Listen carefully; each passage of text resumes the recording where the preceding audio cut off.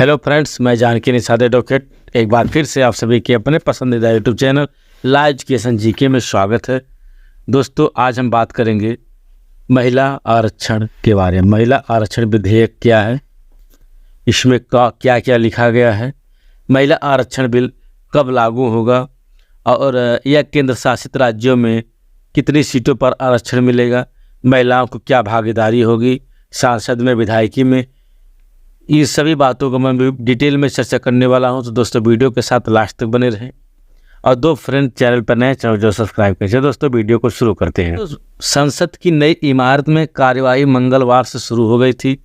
उसी दिन कानून मंत्री अर्जुन राम मेघवाल ने महिला आरक्षण को विधेयक पेश किया। यानी जो महिला आरक्षण कानून है, बिल है, वह कानून मंत्री अर्जुन राम मेघवाल ने मंगलवार के दिन संसद में पेश किया था।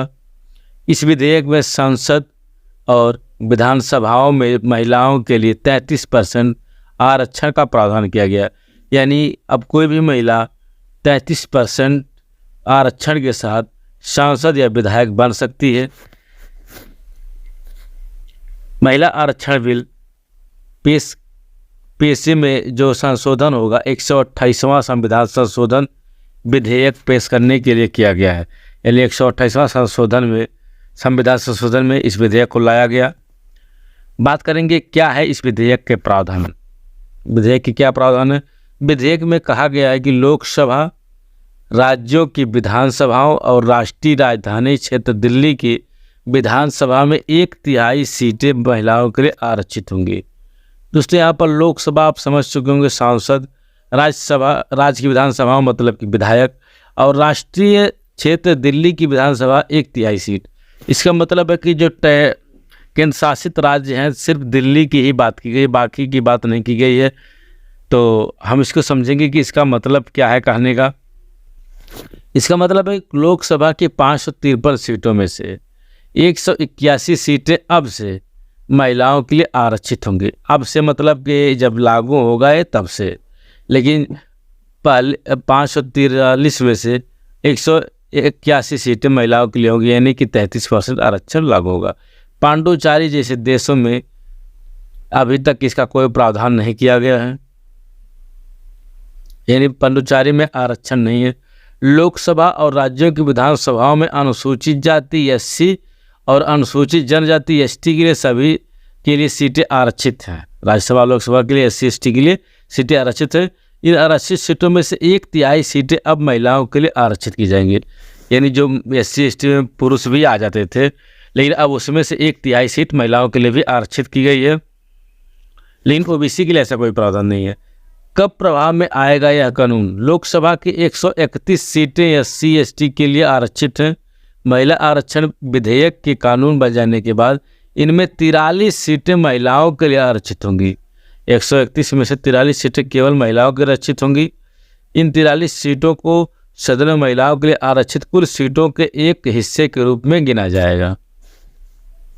इसका मतलब है कि महिलाओं के लिए आरक्षित 181 सीटों में से 138 सीटें ऐसी होंगी जिन पर किसी भी जात की महिला उम्मीदवार बनाया जा सकेगा। यानी इस सीटों पर पुरुष उम्मीदवार नहीं होगा। दोस्तों, यह गणना लोकसभा में सीटों की वर्तमान संख्या पर की गई है।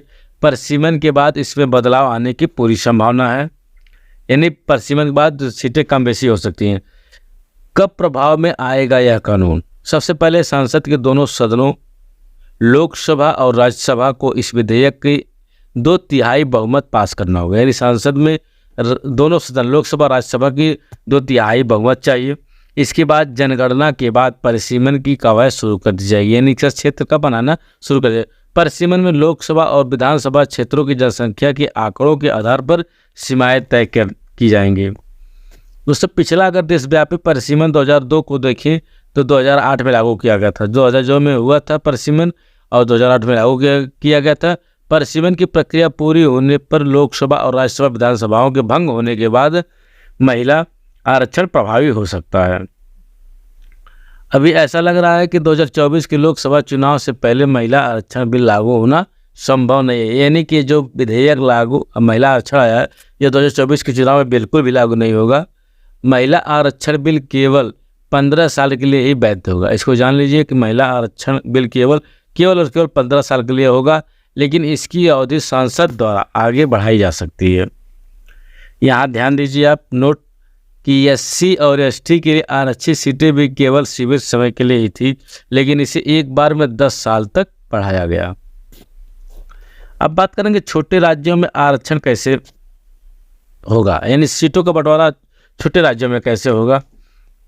दोस्तों अभी भी साफ नहीं हुआ कि लद्दाख, पुडुचेरी, चंडीगढ़ जैसे केंद्र शासित राज्य जहां लोकसभा की सीटें केवल एक सीटें हैं, वहां सीटें कैसे आरक्षित की जाएंगी, या उत्तर पूर्व के कुछ हिस्सों में जैसे राज्य हैं मणिपुर, त्रिपुरा 2-2 सीटें हैं, यानी मणिपुर और त्रिपुरा में लोकसभा की 2-2 सीटें हैं, जबकि नागालैंड में 1 सीटें हैं। तो यहाँ पर सीटों का बंटवारा कैसे होगा। हालांकि पिछले आरक्षण विधेयक में इस मामले को निपटा दिया गया था। साल 2010 में राज्य की ओर से पारित किए गए विधेयक में कहा गया था कि जिन राज्यों या केंद्र शासित प्रदेशों में केवल एक सीटें हैं, वहाँ एक लोकसभा चुनाव में वह सीट महिलाओं के लिए आरक्षित होगी। यहाँ पर 1 सीटें हैं, वहाँ पर 1 सीटें आरक्षित होगी। अगले 2 चुनाव में वह सीटें आरक्षित नहीं होगी। समझिए बात को, यानी केंद्र शासित जहाँ पर या जिन राज्यों में 1 सीटें हैं, वहाँ लोकसभा चुनाव में वह सीट महिलाओं के लिए आरक्षित होगी, लेकिन अगले 2 साल तक वह सीटें आरक्षित नहीं होंगी। वही 2 सीटों वाले राज्यों में 2 लोकसभा चुनाव में 1 सीट आरक्षित होगी, और जबकि तीसरे लोकसभा चुनाव में महिलाओं के लिए कोई सीट आरक्षित नहीं होगी। दोस्तों अभी तक महिलाओं की भागीदारी कितनी है। दोस्तों पूरे देश में 17वीं लोकसभा में 42 महिलाएं चुनकर सांसद आई थी। उनका प्रतिनिधित्व करीब 15% है, यानी 15% है। वही देश के 19 राज्यों की विधानसभाओं में महिलाओं का प्रतिनिधित्व 10% भी कम है, यानी कि जो विधानसभा है उसमें 10% से भी महिलाएं कम हैं। दोस्तों संयुक्त राष्ट्र के अनुसार दुनिया भर के सांसदों में महिलाओं का औसतन प्रतिनिधित्व 26.5% है, यानी पूरे विश्व में केवल 26.5% महिलाएं सांसद और विधायक हैं। दोस्तों किसी भी तरह की आपको कानूनी जानकारी चाहिए तो आप हमारे YouTube चैनल ला एजुकेशन जीवी को सब्सक्राइब करें। हाँ, आप हमसे सीधे भी जुड़ सकते हैं। मेरा नाम जानकी निषाद एडवोकेट, चिलकोट आजमगढ़। इस नंबर पर आप चैट के माध्यम से आप हमसे व्हाट्सएप के जरिए बातचीत कर सकते हैं। दोस्तों वीडियो कैसी लगी कमेंट करके ज़रूर बताएं। चलिए दोस्तों मिलेंगे अगले वीडियो तक के लिए, बाय बाय।